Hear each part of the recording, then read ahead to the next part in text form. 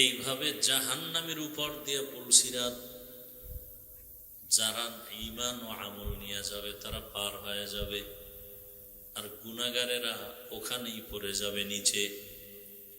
রহমতের নবী বলে, এই তিনটা জায়গা নিয়ে আমিও বড় পরেশান হয়ে যাব, আমার উম্মতের কি উপায় হবে। একজন বুড়া মানুষ আমল নামা ওজন দিয়ে দেখবে একটা মাত্র নেকের অভাব, ওই একটা নেক হলেই সে জান্নাত পেয়ে যাবে। নেক আছে কিন্তু কয়টার অভাব? একটা নেকের অভাব। আল্লাহ বলবে, দেখো তো তোমার কোনো আপনজন আছে কিনা, একটা নেক দিবে। হাসরের ময়দানে বান্দা এতটা চিৎকার দিয়া দৌড়াবে, ছেলেরে তালাশ করবে, মেয়েকে তালাশ করবে, পরিবারের কে আছে আপন খুঁজবে, সন্তানের কাছে গিয়া বলবে একটা নেক আমাকে দাও। সন্তান বলবে, আমার বাবা ছিল ঠিক, তবে তুমি যে আমার বাবা তা আমি বিশ্বাস করি না। নেক দিবে পরের কথা, বিশ্বাসই করি না। বাপ ছিল ঠিক, তুমি আমার বাবা এটা বিশ্বাস করি না। আল্লাহর বান্দা অজর ধারায় কান্না করবে, একটা নেকের অভাবে বুঝিয়া আমার জাহান্নামের হ্যান্ডকাপ লেগে যাবে। ঘুরতে ঘুরতে মাও পরিচয় দিবে না, বাবাও পরিচয় দিবে না, আপন বলতে কেউ থাকবে না। নিরুপায় হয়ে কাঁদবে আর চিল্লে আর দৌড়াবে। হঠাৎ দেখবে একটা মানুষ একটা জায়গায় বসে কান্না করে। ও ডাক দিবে, এই বুড়া তুমি কান্না করো কেন? বলে, আমার একটা নেকের অভাব, আজকে জাহান্নামে যেতে হবে। একটা নেক যদি আমি পাইতাম আমাকে আল্লাহ মাফ করে দিতেন। সন্তানের কাছে গেলাম, তারা নেক দিবে দূরের কথা, পরিচয় দিতে রাজি না আমি যে ওদের বাবা। আমার স্ত্রীও পরিচয় দেয় না, স্বামী ছিল ঠিক, তবে আমি নাকি ওর স্বামী না। আমাকে এখন একটা নেকের অভাবে বুঝি জাহান্নামের আগুনে জ্বলতে হবে। আল্লাহর ভয় অন্তরে এত বেশি, হাদিস শরীফে আল্লাহ রসুল বলেন, এক ব্যক্তি মৃত্যুর আগে সন্তানদের বসাইয়া কে বলল, জাহান্নামের আগুন বড় ভয়ঙ্কর, কবরের আযাব বড় ভয়ঙ্কর। রহমতের নবী ইসলামের বয়ান হলো, গুনাহগারেরা কবরে গেলে দুই পার্শ্বের মাটির চাপ দেওয়া হবে। আমার একটা অনুরোধ, তোরা আমি মরিয়া যাওয়ার পরে আমারে পুরিয়া ফালাবি, আমারে পুরিয়া ছাই বানায় বাতাসের মধ্যে উড়াই দিবি, আমার কবরে যেন যেতে না হয়, কারণ কবরের মাটির চাপ সহ্য করতে পারবো না। তাই করলো, পরিবারের লোকেরা পুরিয়া ছাই যখন বানায়া বাতাসে উড়াই দিল, আমার আল্লাহ পাক রব্বুল আলামিন এক জায়গায় করিয়া বান্দাকে জিজ্ঞাসা করে, এই বান্দা তুই এমন বাহানা কেন করছো? ও বলবে, হে মালিক, আযাবের ভয় আমি সহ্য করতে পারবো না, এই কারণে আমি পন্থা অবলম্বন করেছি। কেন করছো? বলে, আল্লাহ আপনার ভয়, আমি আপনাকে মনে করি আপনি আমার অনেক বড়, আপনার আযাব বড়। আল্লাহ বলেন, তুমি যে আমাকে ভয় করছো আমার মহব্বত আর ভয় নিয়া, আমি তোমাকে জান্নাত দিয়ে দিলাম।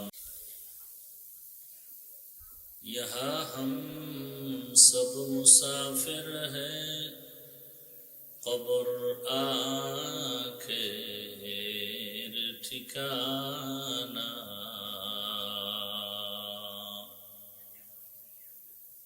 यहाँ हम सब मुसाफिर हैं, कब्र आखिर ठिकाना।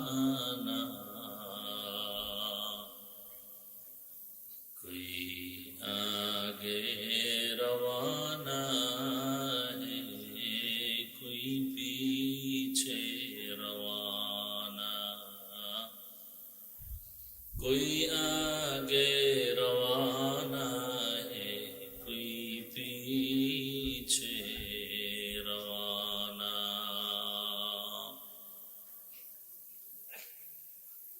दीन की सूरज डूब रही लोगों के सामने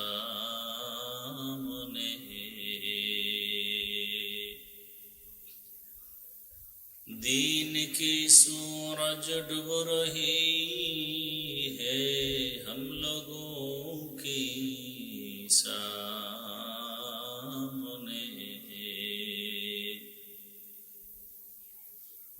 रोज़े महशर क्या जवाब है मुस्तफ़ा की सामने रोज़े महशर क्या जवाब है मुस्तफ़ा की सामने मुहम्मद ने आकर कुफर को मिटाया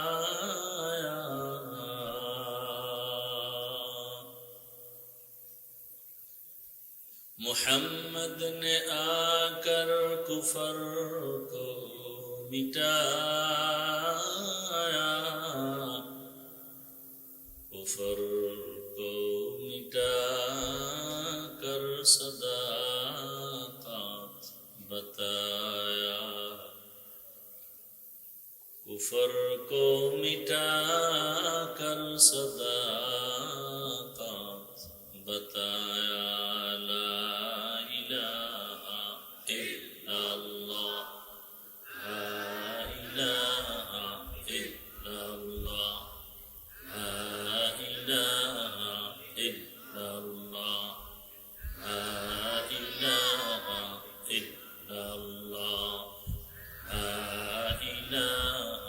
इल्लल्लाह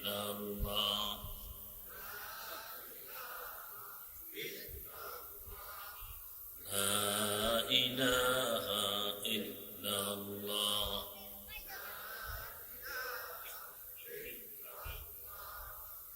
لا إله إلا الله محمد رسول الله আল মাদ্রাসাতুল ইসলামিয়া আফসারুল উলুম তালতলা কর্তৃক আয়োজিত 2 দিন ব্যাপী বার্ষিক ওয়াজ ও দোয়ার মাহফিলের আজ সমাপনী দিন 24 নভেম্বর 2025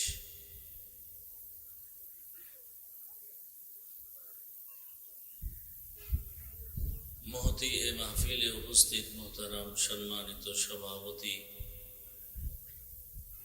প্রধান অতিথি বিশেষ অতিথি বৃন্দ হযরত উলামায়ে কেরাম এলাকার বিভিন্ন জায়গা থেকে আগত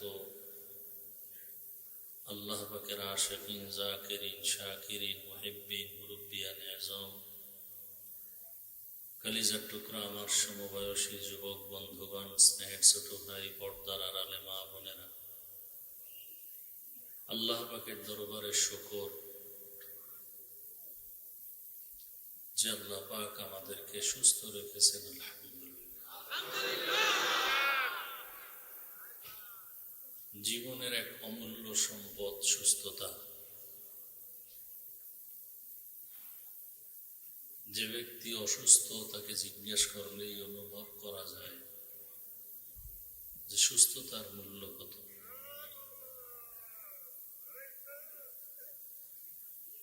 আল্লাহ পাক আমাদের সুস্থতাকে দায়েমান কবুল করেন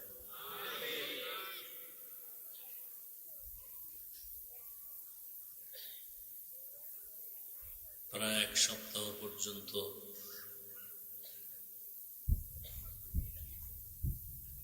উম্মতের থেকে আলাদা হয়েছিলাম আল্লাহ পাক দুনিয়াতে পরীক্ষা করবেন তার মুমিনদেরকে মিনাল খাউফি ওয়াল জুই ওয়া নাকসিম মিনাল আমওয়াল ওয়াল আনফুসি ওয়াস সামারাত ওয়া বাশশিরিস সাবিরিন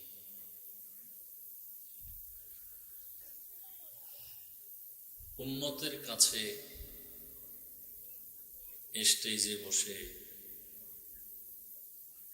কথা বলার মতো যে ইলম যে যোগ্যতা দক্ষ দক্ষতা অভিজ্ঞতার প্রয়োজন। জীবনটা শুরু থেকে এভাবেই চলছে, কিন্তু সে যোগ্যতা অর্জন করতে পারি নাই। তারপরেও মা বাবার দোয়া, আল্লাহওয়ালাদের নেক নজর, আপনাদের দোয়া, আল্লাহ সম্মান ইজ্জত দিয়েছেন। একটা প্রোগ্রামে যেতে না পারা তাদের জন্য অনেক বড় এক বোঝা মাথার উপরে। তবে আমি চেষ্টা করি মানুষের বরদোয়া থেকে বেঁচে থাকার জন্য। আমি সবসময় বলি, আল্লাহর কাছে ভালো হওয়াটাই ভালো।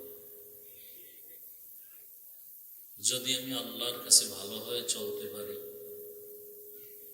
তো আল্লাহর মখলুক আমাকে ভালো মনে করবেন, সে ব্যবস্থা আল্লাহ করে দেবেন। তবে অজান্তে অসতর্কতামূলক অনেকে অনেক মন্তব্য হয়তোবা করে থাকেন, তাদের জন্য আমি ক্ষমা চাই। গতকালও প্রোগ্রাম অনেক দূরে যেতে পারি নাই।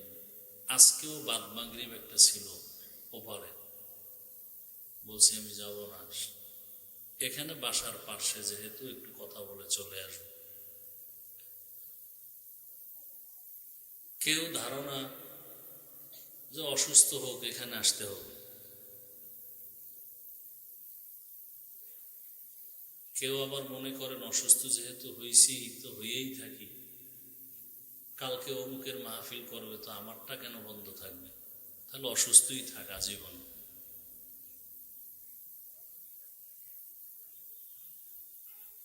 তো আমি মর্মাহত, ব্যথিত, দুঃখিত। আমার আওয়াজ আমার মহাব্বতের যারা সবাই শুনবেন, আমি চেষ্টা করি প্রত্যেকটা প্রোগ্রামে উপস্থিত হওয়ার। যেমন এখানে এত লোক আসছে, এরা তো জানে আমি আসব, এসে যদি দেখে আমি নাই, স্বাভাবিক একটু মনে কষ্ট লাগতে পারে। যদি শুনে আমি অসুস্থ, কোনো ওজরে আসতে পারিনি, মুমিন হিসাবে তার কি করা উচিত? দোয়া করা উচিত। তারপরেও আমি ক্ষমা চাই। হাদিস শরীফে আল্লাহর রাসূল বলেছেন, আল্লাহ যদি কাউকে মোহাব্বত করেন, ইজ্জত দিতে চান, বাড়াতে চান, তো সে ইজ্জত বাড়াইতে গেলে যে মেডিসিন দরকার, আমল দরকার, এটা বান্দার মধ্যে নাই। আল্লাহ তাকে অসুস্থতায় ফালাইয়া ধৈর্যের পরীক্ষা নিয়ে তার ইজ্জতকে বাড়ায় দেন। আল্লাহ পাক ইজ্জতের জিন্দেগি আমাদেরকে দান করেন। যদিও আমি অনেক প্রোগ্রামে যেতে পারি নাই, কিন্তু আমার মনে অনেক খুব দুঃখ, ওই মানুষগুলো কত কষ্ট পেল। আমি অসুস্থ হয়েও রওনা হয়েছিলাম কয়েকটা প্রোগ্রামে, আবার রাস্তার মাঝ থেকে ফিরে আসছি। তো যাই হোক, এটাও পরীক্ষা।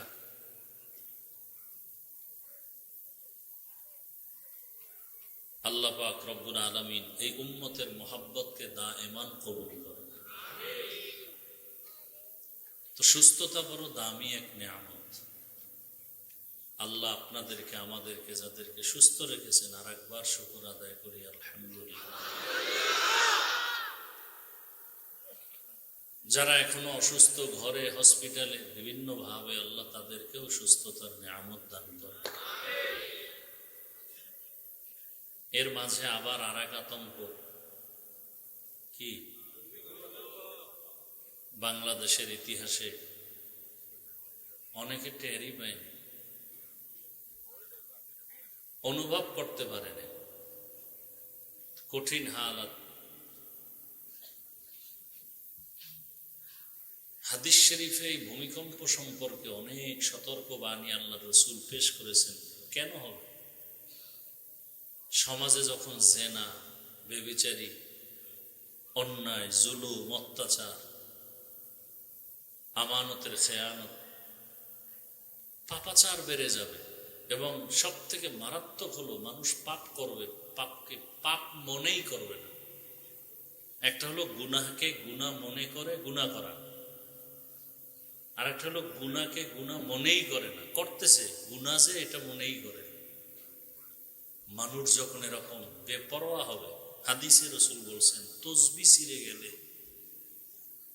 একটার পরে একটা যেমন দানা পড়ে, ঠিক আল্লাহর গজব, ভূমিকম্প, পাথরের বৃষ্টি, আগুনের বৃষ্টি, ঘূর্ণিঝড়, সুনামি, প্রচন্ড, 1 সেকেন্ড লাগে না গোটা দুনিয়া শেষ করে ফেলতে। সবকিছু আল্লাহ বুঝাই দিলেন। যতই বাহাদুরি করো, আসলে তো মূল বাহাদুরি করার অধিকার আমি আল্লাহর, আর কারণ একটা ধাক্কা দিলে জমিনে, কিসের 50-100 তলা বিল্ডিং এর বাহাদুরি, কিসের রাজপ্রাসাদ, একটা ধাক্কা দিলে সব নিস্তেনাল। ইন্দোনেশিয়ার সুনামি, জাপানে তো অহরহ, নেপালে ভূমিকম্প হয়ে গেল, তছনছ হয়ে গেল সব। আর এত মাথাওয়ালা জ্ঞানীরা সারা দুনিয়াতে আবহাওয়া অফিস পূর্বাভাস বলে ভূমিকম্প কখন হবে, পৃথিবী crore crore million trillion billion অর্থ ব্যয় করিও কোনো মেশিন আবিষ্কার করতে পারে না যে আগাম সংবাদ দিবে যে ভূমিকম্প হতে পারে আগামীকাল। আজও পর্যন্ত কেউ পারে নাই। টোটালটাই আমার আল্লাহর কুদরতে আটকানো। আপনি 100 তলা বিল্ডিং যদি মাটির নিচে ধসে যায়, যেটাকে বলে ভূমিকম্প, ভূমি ধসে যাওয়া, শরীয়তপুর জেলার নড়িয়া থানা কয়েক বছর আগে, বেশি দেরি না, রাতের বেলা পুরো একটা অঞ্চল, একটা এলাকা পানির মধ্যে, নদীর মধ্যে নিয়ে গেল। আপনি ঘুমে আছেন, যদি পুরো বিল্ডিং ধসে যায় তো কিছু অনুভবই করতে পারবেন না। এই জন্য 1 নাম্বার কথা হলো আমাদের তওবা করা উচিত, গুনাহ থেকে বাঁচা উচিত। এমন এক অবস্থা, বাবায় গোপনে গুনাহ করে, সন্তান যেন বুঝতে না পারে, সন্তান যেন এদিকে না যায়, মা বাবা এটা সতর্কতা অবলম্বন করে। ইদানিং কালে এগুলোও নেই। বাবাও গুনাহ করে, মাও গুনাহ করে, সন্তান করে, পাল্লা দিয়ে করে, প্রতিযোগিতা দিয়ে করে, এবং ফ্রি, যথেষ্ট ফ্রি হয়ে গেছে। মা বাবা সন্তান এতটা ফ্রি যে মোবাইলে, টেলিভিশনে নাচ গান দেখবে, কোনো দোষের কিছু মনে করে না। এমন অবস্থা। এতটুকু ফ্রি হওয়ার কারণে কি হয়েছে, বাবা তার মেয়েকে হোটেলের মধ্যে নিয়ে বলে আজকে রাতের জন্য তুমি আমার কাছে মেয়ে না, স্ত্রীর মতো। আমাদের বাংলাদেশের এই হালত, আল্লাহ আমাদেরকে হেদায়াত দান করুন। আজকে ওয়াজ মাহফিল না থাকলে এই জাতির কি হালাত হতো। তাবলিগের খেদমত চলে একটা লাইনে, পীর সাহেবদের খেদমত চলে একটা লাইনে, মাদ্রাসার খেদমত চলে একটা লাইনে, কিন্তু ওয়াজের খেদমতটা সার্বজনীন। এখানে তাবলিগ, মাদ্রাসা, পীর মুরিদির লাইনের মানুষ, জেনারেল লাইনের মানুষ, ব্যবসায়ী, শ্রমিক, চাকরিজীবী, সমস্ত মানুষ এই ওয়াজের প্যান্ডেলে বসে। এদের সাথে সম্পর্ক তৈরি করা, উলামায়ে কেরামদের এই বন্ধন, এটা সর্বোত্তম একটা বন্ধন, সর্বোত্তম একটা কাজ। এই ওয়াজ মাহফিলের কারণে এখনো আমাদের মধ্যে কিছুটা অনুভূতি শক্তি আছে, না হয়তো মানুষ কেমন যেন এই দেশটা জাহান্নামের আড্ডাখানা হয়ে যেত। আল্লাহ হেদায়াত দান করে। তা আমি দু চারটি কথা বলার নিয়তে দোয়া নেওয়ার জন্য আসছি। আপনারা অনেকে দোয়া করছেন, আমার শতভাগ বিশ্বাস বাংলাদেশের আপামর জনসাধারণ উলামায়ে কেরাম কলিজা ভরে দোয়া করেছেন সুস্থতার জন্য, উম্মতের মাঝে দ্বীনের দাওয়াতের জন্য। আল্লাহ পাক সকলের দোয়াকে দায়েমী ভাবে কবুল করেন। যারা দোয়া করেছেন আল্লাহ তাদেরকেও দ্বীনের জন্য কবুল করেন। যে আয়াত আমি পড়েছি, আল্লাহ পাক বলেন, কুল, হে রাসূল করিম সাল্লাল্লাহু আলাইহি ওয়া আলিহি ওয়াসাল্লাম, উম্মতকে বলে দেন আমার পক্ষ থেকে, মূলত আমিই বলতেছি, ইয়া ইবাদি, হে আমার প্রিয় বান্দা বান্দিরা, আল্লাযীনা আসরাফু আলা আনফুসিহিম লা তাকনাতু মির রাহমাতিল্লাহ। তোমরা যারা গুনাহ করে নিজেদের উপরে জুলুম করেছো, গুনাহ করে কি করেছি? জুলুম। জুলুম মানে কি? সীমা লঙ্ঘন করা। আল্লাহ বলেন তোমরা আমার দয়া রহমত থেকে ফিরে যেও না। কেন? ইন্নাল্লাহা ইয়াগফিরুয যুনুবা জামিআ, নিশ্চয়ই আমি আল্লাহ সবার গুনাহ মাফ করে দেব। ইন্নাহু হুয়াল গফুরুর রহিম, আল্লাহ হলেন চূড়ান্ত ক্ষমাশীল এবং পরম দয়ালু। আল্লাহর মতো দয়ালু আর কেউ? নবীজি বলেন, আত-তাইবু মিনাজ যামবি কামান লা যামবা লাহ, যারা গুনাহ থেকে তওবা করে আল্লাহ তাদেরকে এতটা পবিত্র করে দেন যে কখনো তারা গুনাহই করে না। আয়াত ও হাদিসের আলোকে আল্লাহ পাক গোটা দুনিয়ার মানুষকে তওবার পথে আহ্বান করেছেন। নবীজি বলেন, কোরআন তো আমার কাছে বড় প্রিয় এক কিতাব, এমন একটা কিতাব যার শব্দের মধ্যে বরকত, অক্ষরের মধ্যে বরকত, যার আওয়াজের মধ্যে বরকত, যেটা দেখলে কলিজা ঠান্ডা হয়ে যায়, যার আওয়াজ শুনলে কলিজা শীতল হয়ে যায়। সেই কিতাবের নাম কি? কোরআন। তবে এই কোরআনে যত আয়াত আছে এর মধ্যে এই আয়াত আমার কাছে আরো বেশি প্রিয়, যেটা আমি পড়লাম। কেন? নবীজি বলেন আল্লাহ যে কত বড় দয়াময়, এই আয়াত হলো তার প্রমাণ। আল্লাহ কত বড় দয়াময়। দুনিয়াতে যত মানুষ আছে সমস্ত মানুষকে আল্লাহ পাক জান্নাত দিবেন এই আহ্বান করছেন এই আয়াতের মধ্যে। একটা মানুষকেও আল্লাহ জাহান্নামে দিবেন না। তবে এখন এই জাহান্নাম থেকে বাঁচতে হলে কি করতে হবে? আল্লাহ বলেন, আসো, ফিরে আসো আমার দয়ার দরজায়, আমার রহমতের দরজায় ফিরে আসো, আমি তোমাকে মাফ করে দিব। আমার দরওয়াজায় ফিরিয়ে আসো, অন্যায়ের থেকে নিজেকে বাঁচাও। সামনে জীবন যেটা পাবো সেটা তো আলাদা, যেটা চলে গেছে। ওই জীবনে গুনাহ আছে না নেই? হাতের গুনাহ, জবানের গুনাহ, অন্তরের গুনাহ, কানের গুনাহ। আল্লাহ বলেন ওখান থেকে পবিত্র হওয়ার একটাই মাত্র ব্যবস্থার নাম তওবা। ব্যবস্থার নাম কি? তওবা। তওবাটা কেমন? বলে খাঁটি অন্তরে তওবা। মরে যাব কিন্তু ওই গুনাহ আর করব না। আল্লাহ বলেন আমি তাকে এমন পবিত্র করব, মায়ের গর্ভ থেকে নিষ্পাপ বাচ্চা আসে, ঠিক যারা তওবা করবে এদেরকেও আমি নিষ্পাপ করে দেব।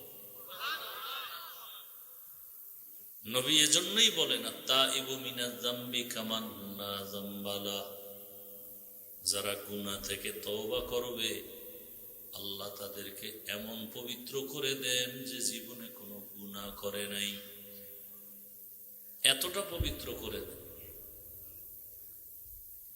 প্রায় সময় আমি ঘটনা বলি, আল্লাহর এক বান্দি জীবন ভর গুনাহ করেছে, গুনাহ আর গুনাহ, এলাকার সমস্ত মানুষ পর্যন্ত জেনে ফেলেছে এর মতো গুনাহগার অন্যায়কারী কেউ নাই। একদিন রাস্তা দিয়ে হাঁটতেছে, হঠাৎ করে দেখে রাস্তার পাশে একটা কুকুর কান্না করে, পানির পিপাসা। ওই জাহান্নামী নারী কুকুরটাকে পানি পান করাবার জন্য পাগল হয়ে গেল। কোথায় পাবে পানি, খুঁজতে খুঁজতে খুঁজতে খুঁজতে এক জায়গায় গিয়ে পানি পেল, একটা কূপ। কিন্তু পানি যে উঠাবার কোনো পাত্র নাই, পানি অনেক নিচে, উঠাবে কিভাবে? হঠাৎ চিন্তা করতে করতে খেয়াল আসলো তার পায়ে ছিল চামড়ার মোজা। চামড়ার মোজাটা খুলিয়া চেন লাগায়া পানি উঠাবে, কিন্তু দেখে মোজা দিয়েও পানি পাওয়া যায় না, আরো নিচে। এখন মোজার সাথে একটা রশি হলে ভালো হয়, রশি পাবে কই? ওই আল্লাহর বান্দির মাথায় ছিল বড় এক ওড়না। আল্লাহর বান্দি ওড়নাটা খুলিয়া এক মাথা মোজার গিরা দিয়া পানি উঠাইয়া এরপর ওই মোজায় পানি ভরে নিয়ে কুকুরকে পান করায় দিল। এটা কি খারাপ কাজ না ভালো? কাজটা যে করছে সেই লোকটা কি ভালো? সারা এলাকার মানুষ জানে বড় জাহান্নামী গুনাহগার। আল্লাহর বান্দি যখন পানি পান করায় কুকুরকে দিল, কুকুরের কলিজা ঠান্ডা হয়ে গেল। হাদিসের ঘটনা, নবীজি বলতেছেন, সাহাবায়ে কেরাম, ওই জাহান্নামী নারীটা যখন কুকুরকে পানি পান করায় দিল, সাথে সাথে একটা গায়েবী আওয়াজ আসছে। গায়েবী আওয়াজ এসে বলে, রে বান্দি, তুমি জীবনে যত গুনাহ করেছো সব গুনাহ মাফ করা হয়ে গেছে, তোমার এখন আমল নামায় কোনো গুনাহ নাই। রহমতের নবী বলেন, খায়রুন নাস মাইয়ানফাউন নাস, জমিনে ওই ব্যক্তি বড় ভালো মানুষ যার দ্বারা অন্যের উপকার হয়, কখনো ক্ষতি হয় না, সে হলো ভালো মানুষ। অন্যের উপকার, ক্ষতি করব না, উপকার করতে না পারলেও কি করব না, ক্ষতি করব না, এই ভালো মানুষ। ওই জাহান্নামী নারী গুনাহগার শুধু একটা কুকুরকে পানি পান করাবার কারণে রহমতের নবী বলেন হাদিসে পাকে, আল্লাহ তাকে মাফ করে দিয়েছেন। আল্লাহ পাক রব্বুল আলামিন বলেন, আমি চাই বান্দাকে জাহান্নাম থেকে বাঁচায় জান্নাত দিব, তবে বাহানা তালাশ করি, কোন একটা উসুল পাওয়া যায় কিনা, একটা লাইন পাওয়া যায় কিনা। যেমন হাদিসে আর একটা ঘটনা আছে, নবীজি বলেন, হাসরের ময়দানে যখন মানুষগুলো উলঙ্গ দাঁড়াবে, সর্বপ্রথম যিনি পোশাক পরবে তিনি হবেন ইব্রাহিম আলাইহিস সালাম। সব উলঙ্গ হাসরের মাঠে। আম্মা জান আয়েশা রাদিয়াল্লাহু আনহা বলেন, ইয়া রাসূলুল্লাহ, হাসরের ময়দানে নারীরাও কি উলঙ্গ? বলে হা। পুরুষও? বলে হা। দূরত্ব কত? বলে সব সামনে। আম্মা জান আয়েশা বলেন, তো লজ্জা কি হবে না? রহমতের নবী বলেন, হে আয়েশা, লজ্জা পাবে দূরের কথা, একজন আর একজনের দিকে তাকাবারও হুঁশ হবে না, এত ভয়ঙ্কর হবে হাসরের ময়দান। সেই সময় মানুষগুলো পাগলের মতো দৌড়াবে। নবী বলেন, হাসরের ময়দান তো এমনিই বড় কঠিন, একদিকে সূর্যের গরম, অন্যদিকে আবার জাহান্নামের আগুনের গরম। আবার আমার আল্লাহ রাগান্বিত আওয়াজ দিবেন, লিমানিল মুলকুল ইয়াউম লিল্লাহিল ওয়াহিদিল কাহ্হার। এতটা কঠিনের মধ্যেও আরো আয়েশাকে নবী বলেন আরো 3টা জায়গা হবে আরো কঠিন। যেই 3টা জায়গায় কঠিন হওয়া মাত্র মা বাবা সন্তানের কোনো পরিচয় থাকবে না। একটা জায়গা হলো আমল নামা হাতে দেওয়ার সময়, আর একটা সময় হবে আমল ওজন করার সময়, আর একটা সময় হবে পুলসিরাত পার হওয়ার সময়। কারণ জাহান্নামের উপর দিয়েই হবে পুলসিরাত। যেমন আমরা ব্রিজ পার হই, নিচে কি পানি, যদি পড়ে যায় বিপদ, পড়ে গেলে কি পুলসিরাতের নিচে জাহান্নামের আগুন। এইভাবে জাহান্নামের উপর দিয়ে পুলসিরাত, যারা ঈমান ও আমল নিয়ে যাবে তারা পার হয়ে যাবে, আর গুনাহগারেরা ওখানেই পড়ে যাবে নিচে। রহমতের নবী বলে এই 3টা জায়গা নিয়ে আমিও বড় পরেশান হয়ে যাব, আমার উম্মতের কি উপায় হবে। একজন বুড়া মানুষ আমল নামা ওজন দিয়ে দেখবে একটা মাত্র নেকের অভাব, ওই একটা নেক হলেই সে জান্নাত পেয়ে যাবে। নেক আছে কিন্তু কয়টার অভাব? একটা নেকের অভাব। আল্লাহ বলবে দেখো তো তোমার কোনো আপনজন আছে কিনা, একটা নেক দিবে। হাসরের ময়দানে বান্দা এতটা চিৎকার দিয়া দৌড়াবে, ছেলেরে তালাশ করবে, মেয়েকে তালাশ করবে, পরিবারের কে আছে আপন খুঁজবে, সন্তানের কাছে গিয়া বলবে একটা নেক আমাকে দাও। সন্তান বলবে আমার বাবা ছিল ঠিক, তবে তুমি যে আমার বাবা তা আমি বিশ্বাস করি না।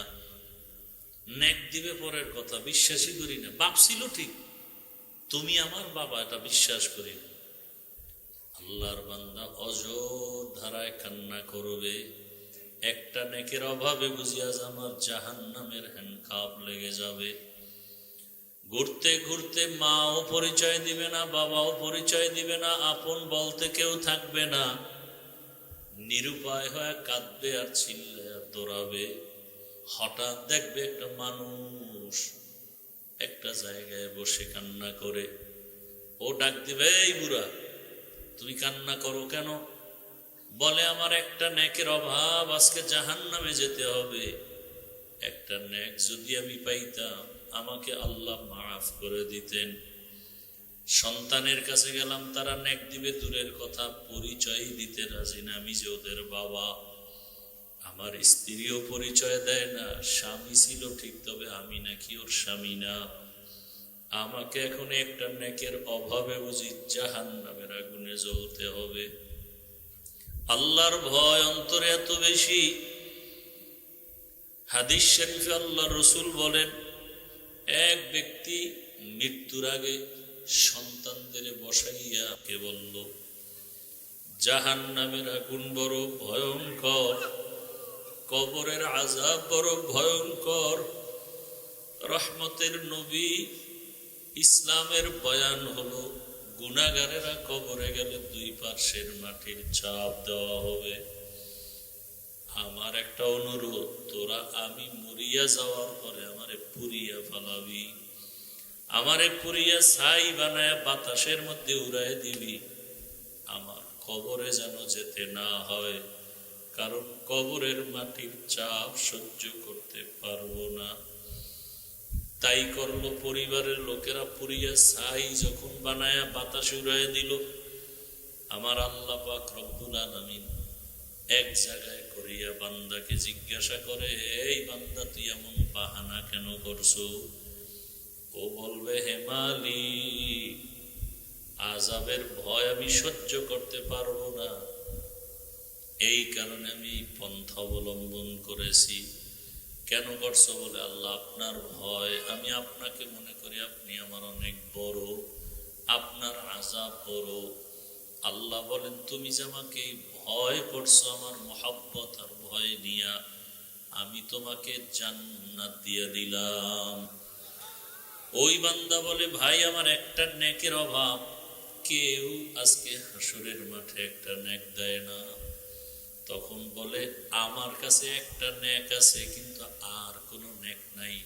কিন্তু এই একটা নেক দিয়ে তো আমি জান্নাত পাবো না, আমার সব গুনাহ। নেক আছে কয়টা? এক নেক দিয়ে তো জান্নাত পাওয়া যাবে না। তবে আপনি যদি মনে কিছু না নেন, আমার নেকটা আমি আপনাকে দিয়ে দেই, অন্তত আপনি জান্নাতে যান। আমি জান্নাতে যাইতে না পারলে অন্তরে তৃপ্তি হবে যে আমি একটা ভাইয়ের উপকার করতে পেরেছি। আমার এটা তৃপ্তি, আমি একটা ভাইয়ের কি করলাম? উপকার করতে পেরেছি। এটা আমার তৃপ্তি, আর কিছু না। কারণ আমি আপনাকে একটা নেক না দিলেও তো আমার জান্নাতে যাওয়ার কোনো উপায় নাই। আল্লাহর বান্দা খুশি হইয়া নেকটা নিয়ে মালিকের দরবারে গেল। আল্লাহ পাক বলেন, কই নেক পাইছো? আল্লাহ, আমার ছেলে মেয়ে কেউ দেয় নাই, একজন আপনার বান্দা আমাকে একটা নেক দিয়েছে এই বিপদের সময়। তোমার মা, তোমার পরিবারের কেউ একটা নেক দিল না, এমন কে তোমার আপন যে একটা নেক এই বিপদের সময় দিল, তাকে হাজির করো। হাজির করার পরে আল্লাহ বলেন, বান্দা তুমি একে একটা নেক হাসরের মাঠে দিলা কেন? তার আপন তো কেউ দেয় নাই। ওই বান্দা চোখের পানি ছেড়ে বলেন, ও মালিক, আমার আমল নামায় একটা নেক ছাড়া আর কিছু নাই, শুধু গুনাহ আর গুনাহ। হাতের গুনাহ, চোখের গুনাহ, জবানের গুনাহ, অন্তরের গুনাহ। তবে আমি চিন্তা করে দেখলাম, আমার এই একটা নেক দিয়ে আমি জান্নাত পাবো না, তবে এই একটা নেকের কারণে আমার ভাই যদি জান্নাতে যায়, আমার অন্তরের তৃপ্তি হলো আমি আমার ভাইয়ের একটু উপকার করতে পেরেছি। আল্লাহ পাক বলেন, ওরে আমার গোলাম, তোরে তো আমি বানাইছি। হাসরের কঠিন সময় তুমি যদি এক গুনাহগারকে একটা নেক দিয়া তুমি দয়া দেখাইতে পারো, তোমার থেকে আমি মাওলার দয়া তো আরো বেশি। আমি আল্লাহ তোমাকেও আমার দয়ায় জান্নাত দিয়ে দিলাম। তুমি জান্নাতে যাও। তুমি আমার একটা বান্দাকে যেই দয়া দেখাইছো, এর থেকে তো আমি মাওলার দয়া অনেক বেশি। এরে আল্লাহর বান্দারা, আজকে মা বাবা সন্তানের ভালো চায় না, যদি চাইতো নিজেও গুনাহ করতাম না, সন্তানকেও গুনার দিকে দিতাম না। আজকেও আমি ফজরের নামাজ পড়ে কিতাব দেখতেছি, একটা ঘটনা দেখলাম। এক আল্লাহর বান্দা বাজারে গেছে, বাজার করিয়া ঘরে যখন আসছে, দেখে স্ত্রী মাটিতে গড়াগড়ি খায়, কান্না করে। স্বামী বেচারা জিজ্ঞাসা করলো, বিবি তুমি কান্না করো কেন? বলে, আমার জীবনে এমন কোনো ঘটনা জীবনেও কল্পনা করি না, এখন যে আমার সাথে হলো। বলে, কি হয়েছে? বলে, এটা আমি বলবো না, বড় লজ্জা, তুমি আমারে মাফ করে দাও। স্বামী বলে, কি আমি জানি না কিছু, বলো কি মাফ করবো? আল্লাহর বান্দি বলে, আজকে আমার ঘরে প্রতিবেশীর যে একটা সন্তান কাজ করে, সহযোগিতা করে, এক পর্যায়ে আমার উপরে সে হামলা করেছে, আমিও তার সাথে জিনায় লিপ্ত হয়ে গেছি। এমন অবস্থায় আমি গুনার মধ্যে শামিল হয়ে গেছি। এ কথা শোনার পরে স্বামীও কান্না শুরু করলো, এমন ভাবে কান্না করতেছে। বিবি বলে, তুমি কাঁদো কেন স্বামী?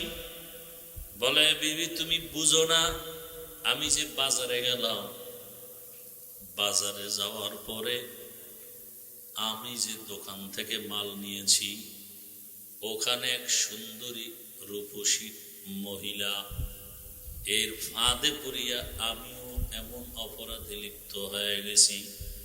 জীবনে এমন কোনো অপরাধ আমার নাই যেটা কল্পনায় আসে নাই, আমিও এজন্য কান্না করি। আল্লাহর রসুলের স্পষ্ট হাদিস, মা বাবা যেই আদর্শের হবে, সন্তানও সে আদর্শের হবে। আল্লাহর রসুলের হাদিস মতে দেখলাম, আমি ওদিকে গুনাহ করার কারণে তোমার মধ্যেও গুনাহ ঢুকিয়া গেছে। এজন্য প্রত্যেকটা মা বাবা প্রত্যেক স্বামী যদি চিন্তা করি, স্ত্রীও যদি চিন্তা করে, সন্তানও চিন্তা করি, মা বাবা যেই অন্যায় করতেছি এর আসর গিয়া সন্তানের মধ্যে একবার পড়িয়া যাবে। স্বামী যদি অন্যায় করে স্ত্রীর মধ্যে গুনার আসর চলে যাবে। অতএব এই গুনাহ যেই ঘরের মধ্যে চলবে, এই ঘরের মধ্যে কোনো হাজারো আলেম ওলামা নিয়ে দোয়া করাইলে কাজ হবে না। এরকম ভূমিকম্প, ভূমিধস, সুনামি, ঘূর্ণিঝড়, একের পর এক বিপদ আসবে, সন্তান হারিয়ে যাবে। দেখেন নাই এই ভূমিকম্পে বাবায় দৌড় দিছে ছেলেরে থুইয়া, কি দেখেন না এগুলো? কাছে দৌড়, ছেলে পরে দৌড় দিছে, পরে বাবা এগিয়ে এটার ধরছে। সামান্যই অবস্থা, মানে হাসরের মাঠে কি হবে তার নমুনা, তার নমুনা। কিন্তু কেউ কারো আপন না। কই স্বামী, কই স্ত্রী শুনছে লাভ দিয়া দৌড় দাও। আরে আল্লাহ যদি ধরে তুমি দৌড়ে যাবা কই? আর 5টা সেকেন্ড যদি ভূমিকম্পর মেয়াদটা বেড়ে যাইত, আপনি দৌড় দিয়া 5 তলার থেকে নিচে নামবেন। এখানে তো আরো এই দৌড়াদৌড়ি করেও তো অনেকে আহত হয়ে গেছে। আপনি বাইরে গিয়ে দাঁড়াবেন, যদি বিল্ডিং আর একটা পড়ে, অথচ দৌড়াইতেছে, মাথায় কাপড় নাই মহিলা। কই নামাজ তো ধরেন নাই, যে এত বড় একটা বাংলাদেশের ইতিহাসে বিপদ আসছে, না আর নামাজ ছাড়া যাবে না, আল্লাহর কাছে তওবা করি, ছেলে মেয়ে নিয়ে একটু হালাল ভাবে চলুন। কোনো চিন্তাই তো নাই।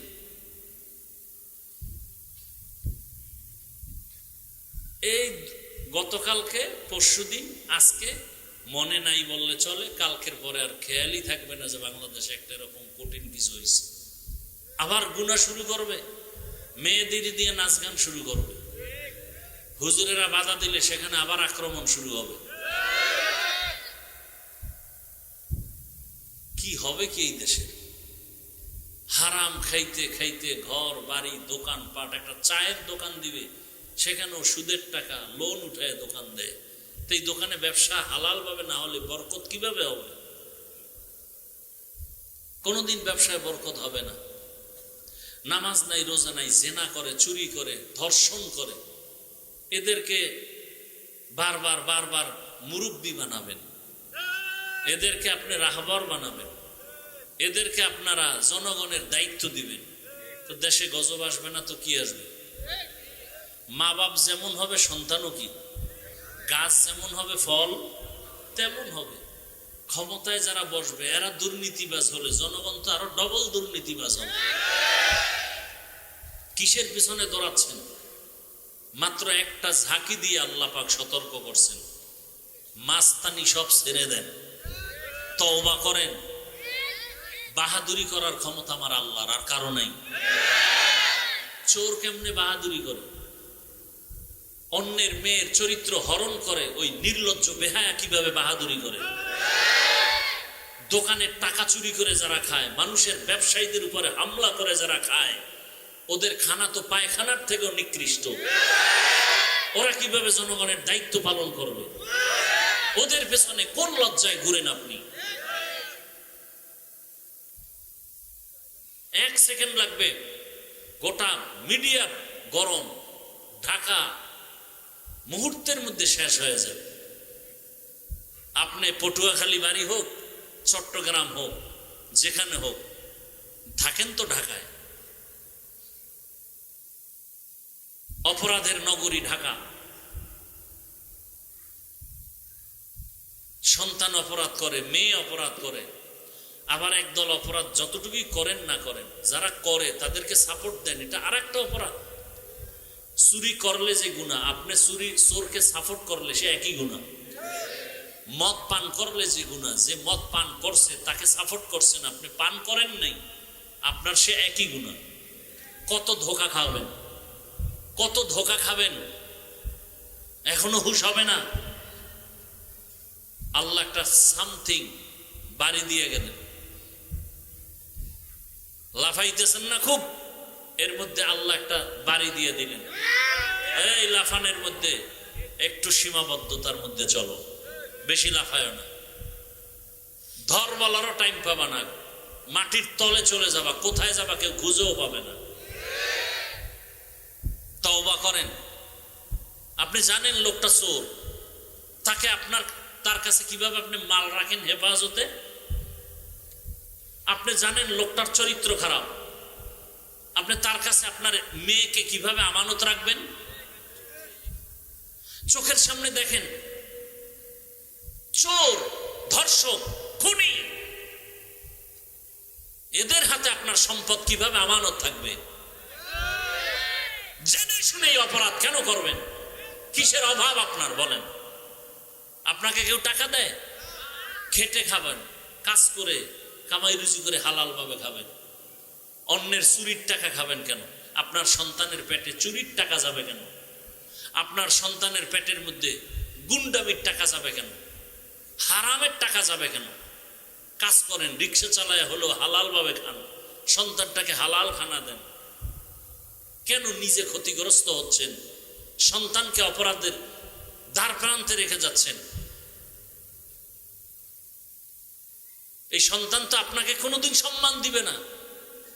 ওই এক সন্তান বাজার থেকে আইসা বাবার সাথে তর্ক করে রশি দিয়ে বাঁধছে, বাবারে বাইরে টাইনে নিতেছে, তোমার সাথে আর দরকার নেই, ঘরে থাকারও দরকার নেই, টানতে টানতে কতদূর নিয়ে বাবাকে দাঁড়া দাঁড়া দাঁড়া এই পর্যন্ত রাখ, আর সামনে নিস না।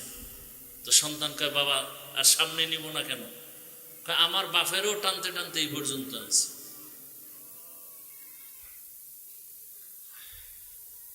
যেমন গাছ তেমন কি ফল।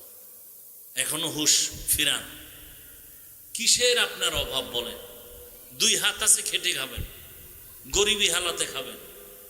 কোনোদিন চোরকে সমর্থন করবেন না, নিজেও চুরি করবেন না, চোরকে সমর্থনও করবেন না। নিজে কোনোদিন আমানতের খেয়ানত করবেন না, আমানতের খেয়ানতকারীকেও সমর্থন করবেন না। আমার আল্লাহ নাই? আছে না নাই? শুক্রবার টের পান নাই? আরো মাস্তানি করলে আরো টের পাবে। আল্লাহ হেদায়াত দান করুন, আল্লাহ হেদায়াত দান করুন, আল্লাহ মাদ্রাসা কবুল করেন। আল্লাহ আমাদের জীবনকে হালাল ভাবে রসুলের তরিকায় পরিচালনার তৌফিক দান করেন।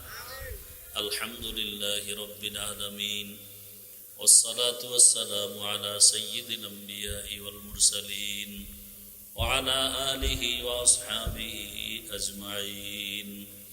يا أرحم الراحمين، يا أرحم الراحمين، يا أرحم الراحمين.